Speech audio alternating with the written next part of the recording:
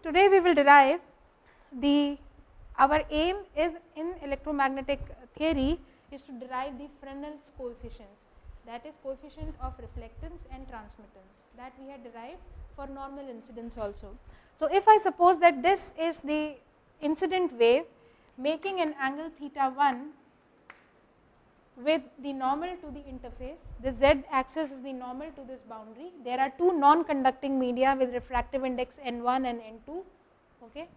And if this wave is partially transmitted into medium 2 with angle theta 2, and I say that along the direction of propagation the unit vector is u2 and electric field component is E2. Partially it is transmitted and partially it is reflected into the same medium, and let this be u1 dash and this angle be theta 1 dash, and I have here propagation vector k1 and here I have k1 dash and here I have k2. Okay. Now, if I have to satisfy the boundary conditions. So, I need to see the normal component and the parallel component. So, I will call the parallel component as E1p. P stands for the parallel component of E1 which lies in the xz plane, So, I can write that E1p is equal to magnitude of E1p into e to the power I k1 dot r minus omega t. Similarly, I can write E1 dash p is equal to magnitude or amplitude of E1 dash p e to the power I k1 dash dot r minus omega t. And for E2 p, I can write this is E2p e to the power I k2 dot r minus omega t. All these E1, these three components are coplanar, because why? Because I know that the propagation vector k1, k1 dash and k2 are coplanar. So, I can easily, without any calculation, I can directly say that parallel component of the electric fields are also coplanar. Okay. So, once I write this, now I can invoke Q boundary condition by looking at the tangential component of electric field.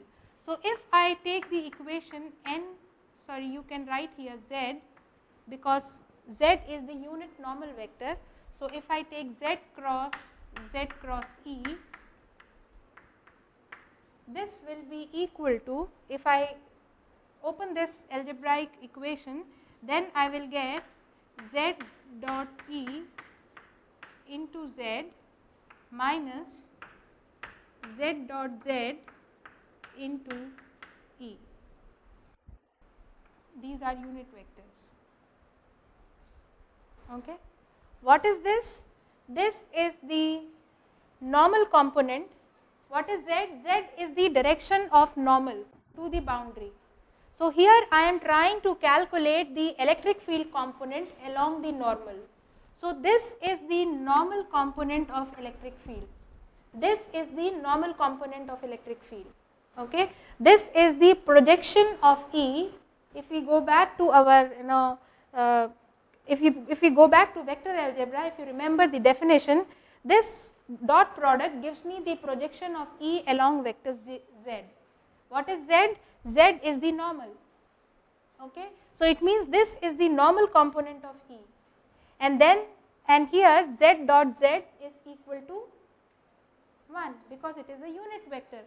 Z dot Z is equal to 1. So, it means this should be the tangential component. Okay. This should be the tangential component. So, I can write now from here, I can write, looking at this diagram, I can write that Z cross E1 plus E1 dash is equal to Z cross E2. That is, tangential component of electric field at the interface should be equal. This is the tangential component. So, from here I can write here that this is equal to Z cross E1 plus E2, sorry, E1 dash is equal to Z cross E2. Okay. And from same analogy, now here we have not shown the B component, magnetic field. Magnetic field is along the y direction, which is not, it will be out of the board. So, that I have not shown here. So, similarly I can write that Z cross B1 plus B1 dash is equal to Z cross B2. All these are vectors. So, let us put the sign, otherwise these inequalities will not hold true. Okay. Same condition, the tangential component should be continuous at the interface. Now, I have two relationship. I know that B is equal to N by C into U cross E. What is U? U is the unit vector along the direction of propagation, you can see there, and E is the electric field. And similarly, I can write that E, electric field, is equal to minus C by N U cross B, okay, where these N's are the refractive index of the medium and C is the velocity of light. Now, in order to find out the parallel and normal component of E or B, we will use these equations. Okay. Now, what we are going to do is, we are going to substitute this relationship in here. Okay. We are going to substitute this relationship in here for finding out the normal component. We will find out the normal component first. Okay. So, for finding out the normal component, the moment I put this there, I will take the first one. So, I will get Z cross Z cap cross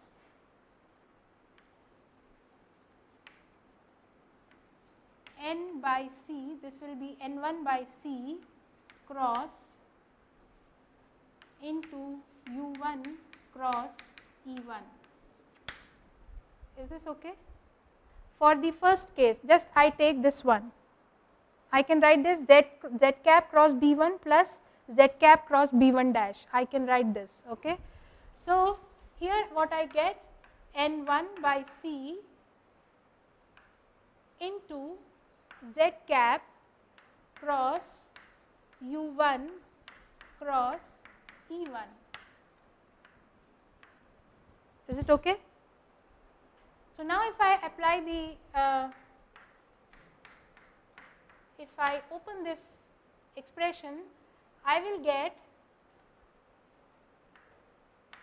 Z cap dot E1 into U1 minus Z cap dot U1 into E1. Okay. Now, Z and E are perpendicular to each other. So, Z dot E will be equal to cos 90 is 0. So, this goes to 0. Okay. Now, Z dot U1, U1 is here, this is U1 and this is Z. So, Z dot, and both have magnitude 1, U1 is also a unit vector and Z cap is also a unit vector. So, Z dot U1 will be cos theta 1. This is the angle between these two vectors. This is Z, this is U1. So, Z dot U1 will be Z1 mod of Z1. I will write down here. This is 0, this is clear. This first term is 0. Second term is minus mod of Z cap mod of U1 into the angle between them cos theta 1 into E1. angle between z and u. Is it okay? So, what I get here is mod of z is 1, mod of u is 1, they are unit vectors.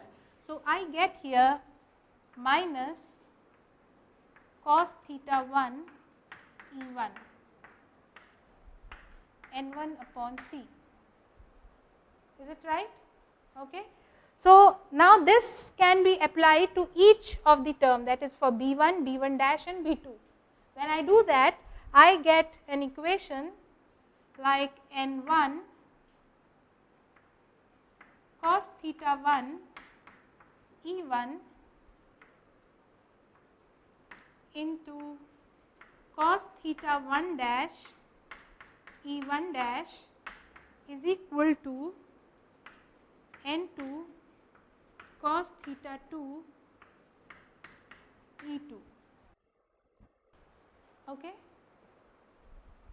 Now, we have derived from Snell's law, from the law of reflection, that theta 1 is equal to theta 1 dash.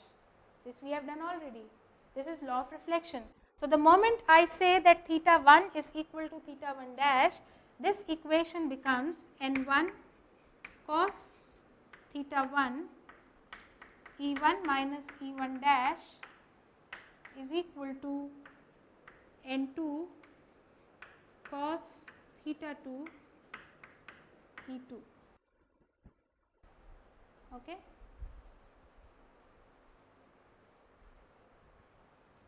Now, because from this equation, from here I can directly write, from here I can directly see, because z is a unit vector. So, I can write that E1 plus E1 dash is equal to E2. So, I have two equations and two unknowns. I have two equations and two unknowns, and now I can write that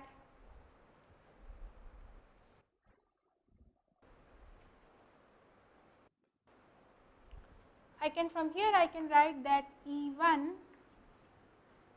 perpendicular, see these are solved for perpendicular component, okay. E1 perpendicular dash is equal to R12, this is the Fresnel coefficient, you call it reflectance, this is the Fresnel coefficient, into E1 perpendicular. This perpendicular sign you can omit also, just you should remember that this is the perpendicular component of electric field at the interface. आप छोड़ना चाहें छोड़ सकते हैं, because it is clear from this derivation that it is a perpendicular component, but I mean it will be easier. So, I mean now we will remove this, we will not take this, otherwise you will get confused. So, now I have here these equations and I can find out the value of R12. I can find out the value of R12. What I will have to do? I will have to eliminate from these two equations, I will have to eliminate E2. For that, I will multiply the second equation by N2 cos theta 2. So, when I do that, I get an equation R12 is equal to what you get, can you tell me?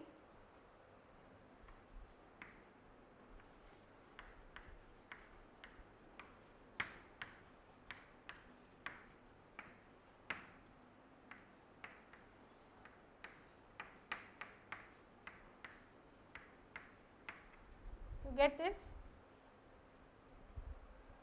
ये आपको मिला? Shruti, did you get this? And what about T12? E2 is equal to T12 E1. Is it okay?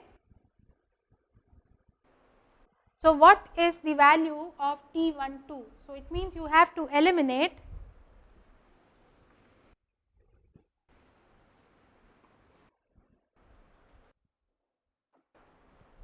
E1 dash. So, when you do that, you get T12 is equal to 2N1 cos theta 1 divided by N1 cos theta 1 plus N2 cos theta 2.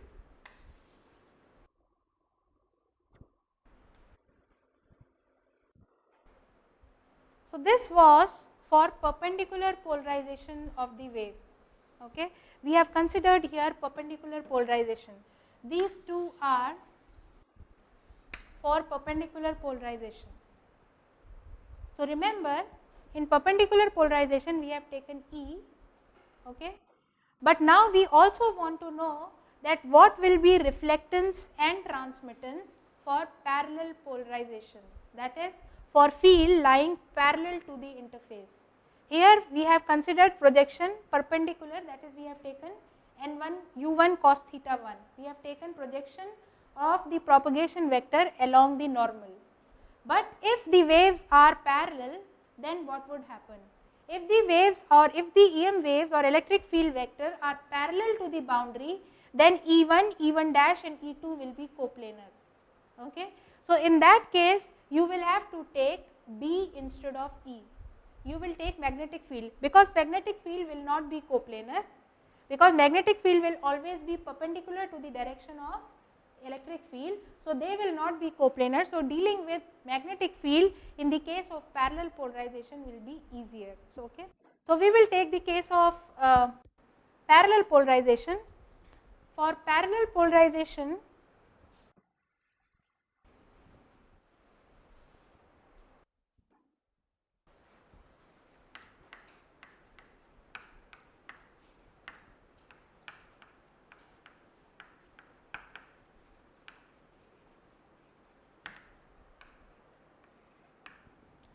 For parallel polarization, I will take this equation, I will substitute this value into this equation.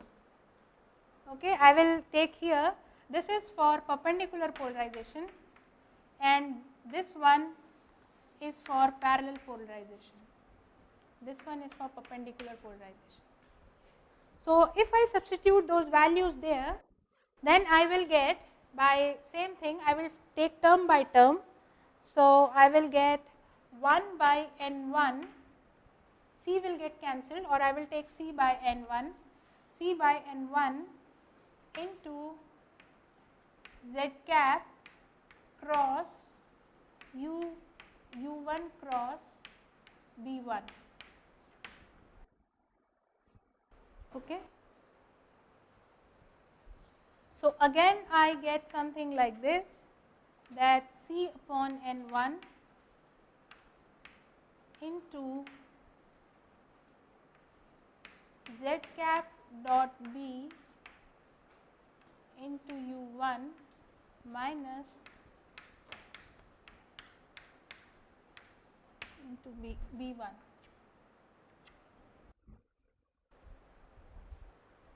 Okay. Again the first term will go to 0, because I am trying to multiply two vectors which are normal to each other, which are perpendicular to each other, and here I will again get z dot u1, this will be cos theta 1. So, what I will get here is C by n1 b1 cos theta 1. Okay. So, if I take all the terms here, then I get an equation 1 by n1 b1 cos theta 1 minus b1 dash cos theta 1 dash is equal to 1 by n2 b2 cos theta 2. आप ये रख के देख सकते हैं, ये equation आएंगी term by term. So, I have used this equation, I need two equations to solve to get two unknowns. So, I can use the second equation, this equation. So, this will give me that b1 plus b1 dash is equal to b2.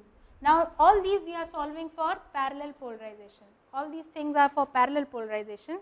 So, when I do for parallel polarization, I get reflectance as, what will be reflectance in parallel polarization? I can remove that now.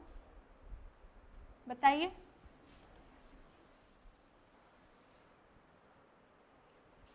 Can we calculate? So, I can write here that B2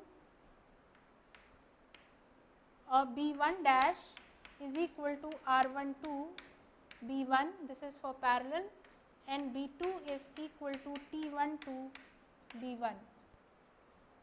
So, from here I get R12 is equal to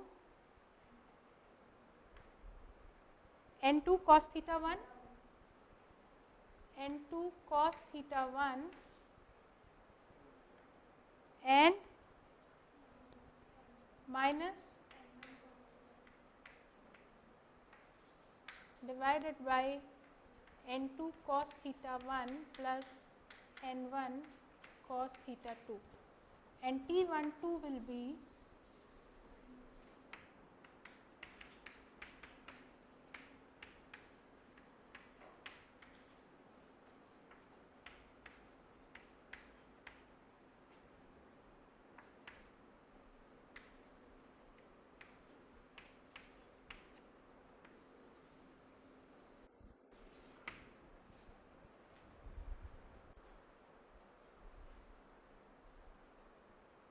so, as I said that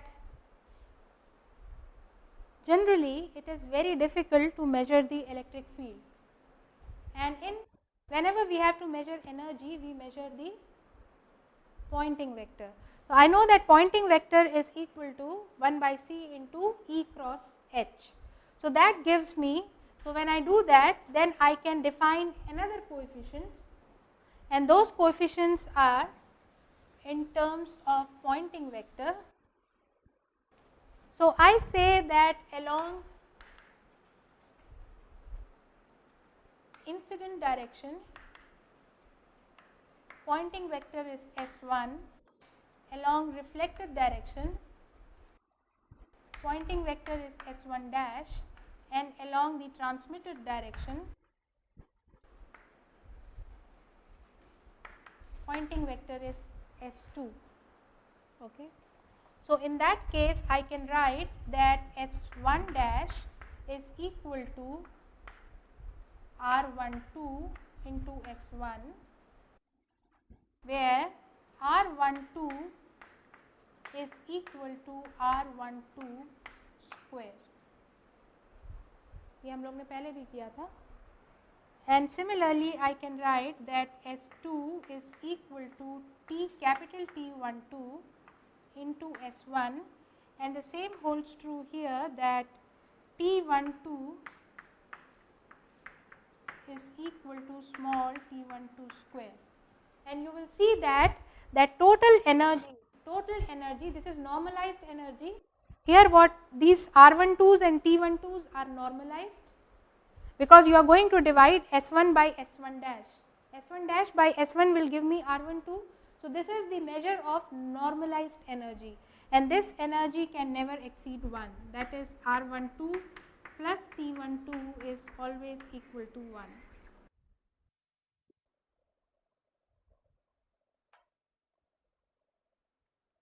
So, this is all about oblique incidence, and so there are two types of polarization or two types of orientation of a field that we consider.